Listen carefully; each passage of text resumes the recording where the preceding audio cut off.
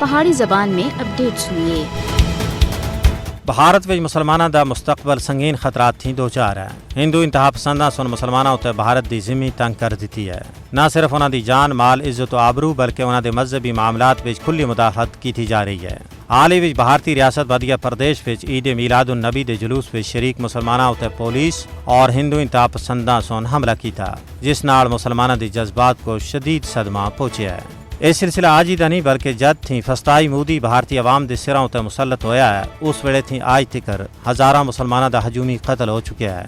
مودی حکومت سن گاؤ رکشک دے روپ وچ ایک ایسی قاتل فورس تشکیل دیتی ہے جڑی حکومت دی چھائے چھتری تلے او غلیظ کارنامے سر انجام دے رہے ہیں جنہاں دی تفصیل جان کے انسانیت دا سر بھی شرمناک جھک جل سی۔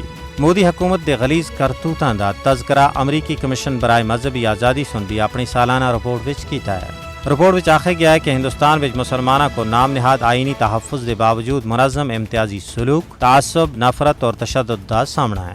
ہندوستانی مسلمان تعلیم اور روزگار سمیت تمام شعبوں وچ امتیازی سلوک دا شکار ہیں۔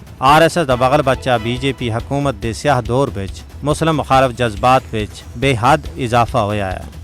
ہندوستان وچ اسلام فوبیا اور مسلمانوں دے خلاف نفرت اور انہاں دا قتل عام روزمرہ دا معمول بن چکیا ہے۔ دراصل مودی ہندوستان کو اقلیتاں تھی پاک کرنے دے مشن اتے گامزن ہیں۔